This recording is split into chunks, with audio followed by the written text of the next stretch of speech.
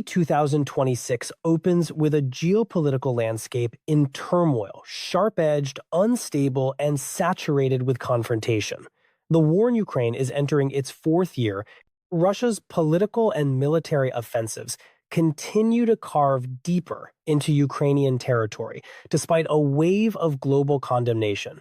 In the Middle East, Iran is sinking into a massive uprising on a scale not seen since 2022, while still maintaining armed proxy networks across Lebanon, Iraq, and Yemen. And in the South China Sea, Beijing continues to push an expansionist agenda, openly defying international law. Inside that chaos, three strategic anchors of the free world, the United States, Ukraine, and Israel, are tightening ties and reinforcing a rules-based international order. In the very first days of the new year, Kyiv played a strategic card that was unexpected but potentially decisive. President Zelensky formally appointed General Kyrylo Budanov, the head of Ukraine's military intelligence agency, HUR, as chief of staff to the president.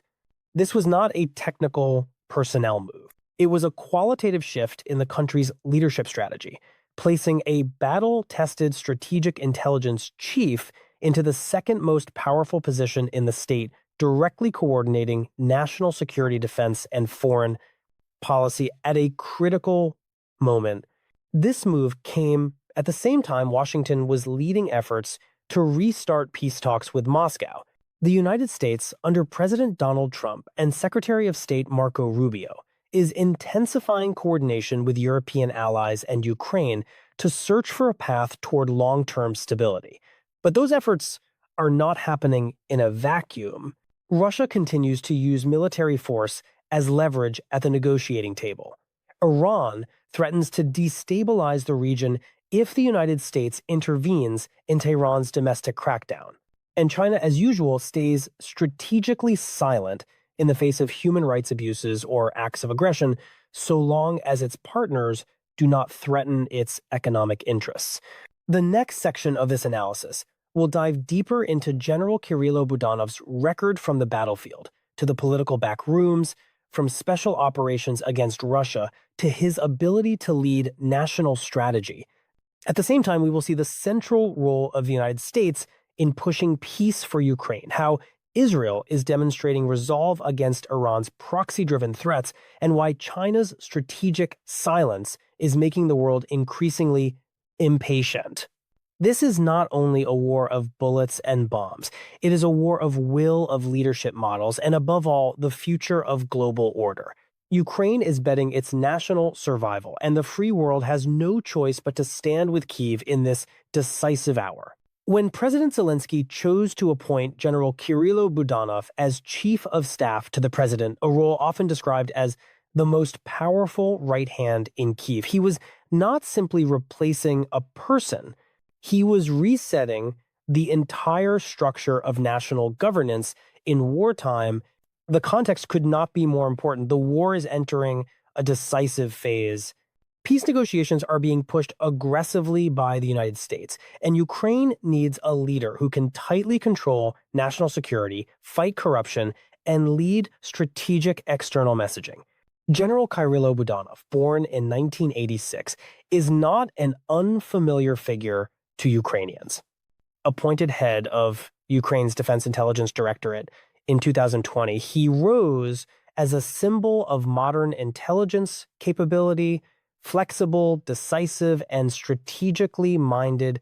He reportedly took part directly in special operations in the Donbass and Crimea regions and was wounded during a special mission against pro-Russian separatist forces. Throughout Russia's invasion from February 2022 to the present, Budanov has not only been the architect of covert strategy targeting Russian logistics infrastructure, but also a leading face of psychological operations designed to weaken Moscow's morale. Under his command, HUR did more than expand deep operations into Russia's rear areas, ranging from UAV attacks on Russian military bases, fuel depots, and ports, to sabotage of strategic transport and energy infrastructure. The agency also coordinated closely with special units to form a flexible and effective counterstrike capacity. Budanov is widely believed to have played a role in attacks affecting Russia's Black Sea Fleet. Strikes on radar sites and military airfields hundreds of kilometers inside Russian territory have demonstrated a capability that goes beyond traditional expectations of an intelligence organization.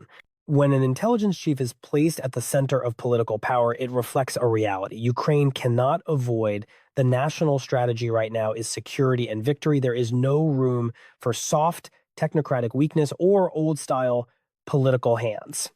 The presidential chief of staff is not only the internal manager of the presidential office. In wartime, that position becomes a central coordinator across the military, intelligence, diplomacy, and media, especially because every statement and every decision from Kyiv carries global impact. Budanov, with battlefield credibility and an instinct for the opponent's psychology, is exactly the kind of figure who can connect those pieces into a unified whole. The dismissal of Andriy Yermak not long after anti-corruption investigators began looking into allegations tied to corruption in the energy sector further underscores Zelensky's uncompromising stance. War cannot coexist. Corruption, removing influential figures under suspicion, figures who may have undermined domestic trust and international confidence, and elevating Budanov at this moment is a leadership reset that is both symbolic and strategic. This shift should also be understood as a direct message to Washington and Europe that Ukraine is ready to upgrade leadership capacity, increase transparency, tighten discipline, and professionalize the power structure. In the peace track process being driven by President Donald Trump, Secretary of State Marco Rubio, and European partners, having a figure like Budanov in a top position can help ensure agreements are not manipulated by Russia and can maintain trust between Kyiv and Western backers. He is not a politician. He is a strategist shaped by war and in a national survival phase that is the priority. From the opposition's perspective, it is not hard to imagine Moscow tracking every movement in Kyiv. Moving Budanov, who has been associated with dozens of operations against Russian forces, into the center of political coordination is a clear act of defiance not only on the ground but also on the diplomatic front. It signals that Ukraine will not back down, and if necessary, it will intensify symmetric measures if Russia continues to stall or divert the peace process. At the same time, as the United States leads multilateral meetings with the United Kingdom, France, Germany, and Ukraine to build a long-term European security framework, Kyiv tightening its leadership ranks is an expected move, one that strengthens Western confidence that military and financial support is being placed in the hands of leaders capable of translating it into real outcomes, not leaders trapped by internal politics or strategic drift. Budanov's rise to the top is not just a personnel change. It is a shift in how Kyiv intends to run both war and peace, from defensive to proactive, from fragmented to concentrated, from politics to strategy. And in a war where the enemy is trying to break national will by any means, a figure like Budanov, disciplined, experienced, and fiercely loyal, may be exactly what Ukraine needs most. While the United States is driving Ukraine's peace track, a political and social crisis is erupting inside the Islamic Republic of Iran, opening a new geopolitical front. Large-scale protests have broken out across Iranian cities, from Zahedan and Kordogan to Kashan, marking the most serious wave of instability since the 2022 uprising after the death of Mahsa Amini. But what makes this moment especially dangerous is not only the scale of the demonstrations, it is the heavy warning issued by U.S. President Donald Trump. We are ready to lock and load, and if Iranian forces fire on protesters, the United States will act. That statement came as Tehran mobilized security forces to surround neighborhoods and detain dozens of people, instantly becoming a strategic deterrent signal. Unlike the softer reactions seen in earlier administrations, Washington is now using a direct deterrence model, combining economic sanctions, political isolation, and readiness to strike leadership targets if violence against civilians continues. In practice, the Trump administration has already signaled this posture by coordinating with Israel on a series of selective airstrikes against Iranian nuclear-related sites and military command centers in June of last year, disrupting Tehran's nuclear program and pushing the regime into a period of serious instability. In response, Ali Larijani, one of Iran's most influential security figures and a senior advisor to Supreme Leader Ali Khamenei, warned that any U.S. intervention in Iran's internal affairs would shake the entire region. The threat was aimed not only at Washington, but also at Israel, the country Tehran has long framed as its primary enemy. However, regional analysts broadly agree that Iran is weaker now than it has been in a long time. The economy is exhausted, the rial is collapsing, and real inflation is exceeding 36%. Public trust is evaporating, and armed forces, once held up as a source of pride, are now stretched thin, suppressing neighborhoods instead of defending borders. This crisis began with economic anger, but quickly became political. Protesters have chanted anti-clerical slogans in large numbers, including "Death to the Dictator," heard even in Tehran, the heart of the country's Persian majority population. Videos spreading across social media show crowds surrounding police stations and torching government vehicles. As gunfire echoed through the night, human rights organizations reported at least 6 dead, dozens wounded, and 29 arrested in the first 48 hours of the uprising. What stands out is that Iran's president, Masoud Pezeshkian, who rose to power on a wave of reform-minded voters, publicly admitted, "We are at fault. Do not blame the United States or anyone else. We failed to serve properly, and the people lost trust." That is a rare acknowledgement of systemic failure from a senior Iranian leader. But those words have not been matched by real policy change. Instead, units of the Islamic Revolutionary Guard Corps and the paramilitary Basij have continued deploying widely to crush the protests. While the United States and Israel monitor the situation closely, China, Iran's largest economic partner, continues to stay silent. No condemnation of the crackdown, no call for reform, no pressure from Beijing. This is not surprising.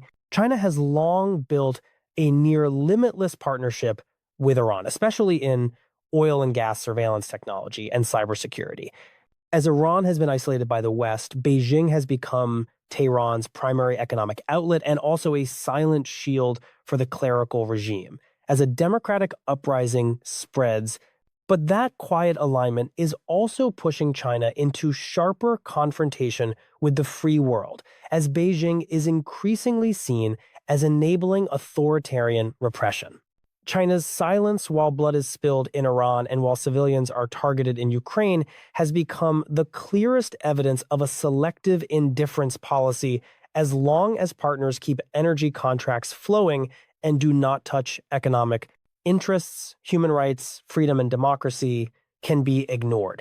Meanwhile, Israel has maintained a high security alert level, concerned that Tehran could activate proxy forces in Lebanon, Hezbollah, or in Yemen to retaliate and pressure the United States and its allies.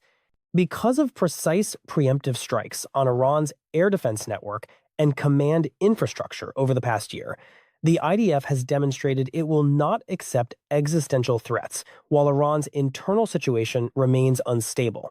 Tehran's ability to strike back externally has been significantly reduced, giving Israel more strategic space to focus on homeland security and expand regional cooperation, especially with Arab states that are increasingly distancing themselves from Iranian influence. As power links inside Iran begin to fracture from within, another representative confrontation is unfolding on the Arabian Peninsula, exposing a sharper polarization in Middle Eastern power structures. Yemen is slipping into a new conflict spiral again. But this time, the most alarming factor is not only local fighting.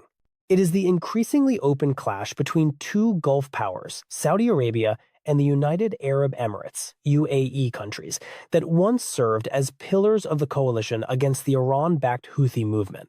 In a surprising move, Yemen's Saudi-backed government announced an expanded military campaign to retake strategic positions from southern separatist forces, specifically the Southern Transitional Council STC, which is supported by the YPG. The focal point is Hadramaut province bordering Saudi Arabia and home to one of eastern Yemen's most important military installations, the Ankasa camp. The Hadramaut governor appointed by Riyadh claimed he had regained initiative control over this strategic asset and was granted overall command authority for regional forces, raising the risk of full-scale conflict between groups were once allies. The STC's reaction was extremely hardline. Its spokesperson accused Riyadh of disguising a peace initiative as a military strike and confirmed that Saudi Arabia carried out at least 7 airstrikes in just a few hours after announcing the operation. Some local sources also reported armored vehicles tied to the Saudi-backed government moving into the Ankasa camp, an installation that may hold thousands of troops and functions as a strategic choke point along major oil and logistics routes in eastern Yemen. The danger here is not only that Yemen's internal war deepens further, it is that a public fracture between Saudi Arabia and the UAE, two Gulf security anchors, is now breaking into the open. This disagreement is not limited to Yemen. It extends into competition over oil production, port infrastructure, and influence in Africa. Although both sides tried to mask the differences for years, Yemen has ignited the conflict, pushing the region toward deeper polarization between two approaches, one favoring Saudi-style centralized control, the other favoring UAE-backed local autonomy. At the same time, Iran, though not directly visible in the Hadramaut clashes, continues to act as a shadow director through the Houthis in northern Yemen, the group controlling the capital Sana'a and previously launching missiles territory while attacking international shipping through the Bab el-Mandeb Strait.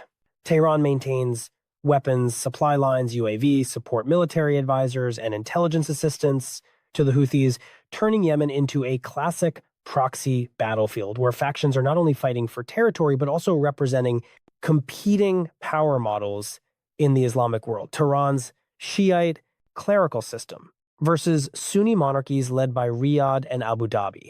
In this tangled picture, the role of Israel and the United States stands out again as a balancing force in the Gulf.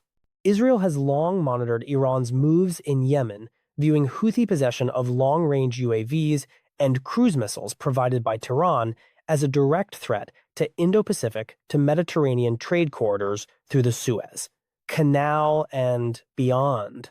Multiple reports suggest Israel has coordinated with international partners to destroy Houthi weapons, stockpiles, and provide intelligence support for operations intercepting Iranian arms shipments at sea. For Washington, the Yemen crisis is not only a Gulf issue, it is a broader strategic challenge tied to global energy security, control of international shipping lanes, and competition with China for influence in the Middle East. Notably, Beijing, after publicly positioning itself as a mediator between Riyadh and Tehran in 2023, has now gone completely silent as violence rises again in Yemen. Despite deep commercial interests in the region, China once again chooses the same strategy: avoid conflict, collect benefits, do not condemn violence, and still pursue infrastructure, finance, and energy deals with all sides. That strategic indifference is increasingly feeding the perception that China is a free rider, lacking the credibility to lead peace or stabilize the region. A new flashpoint has also emerged. Aden International Airport, the main gateway for southern Yemen, was shut down due to direct friction between the Saudi-backed government and the STC.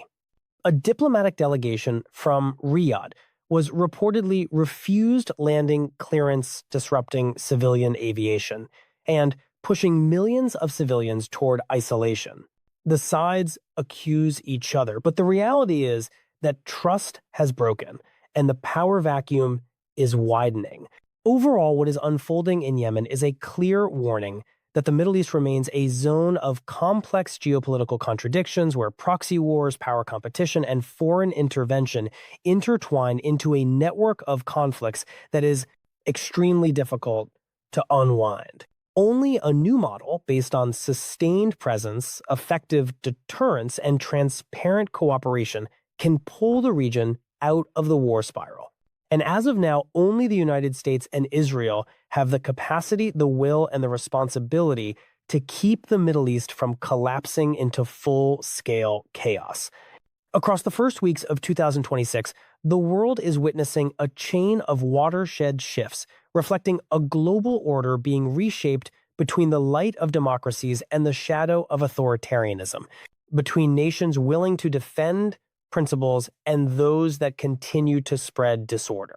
At the center of this conflict map is still Ukraine, where the decision to elevate General Kirill Budanov to chief of staff is not only a personnel change, but a strategic political shift, making Kyiv's position unmistakably clear. Ukraine intends to hold initiative both on the battlefield and at the negotiating table. From Kyiv to Tehran, from Zaporizhia to Aden, these conflicts are not separate events.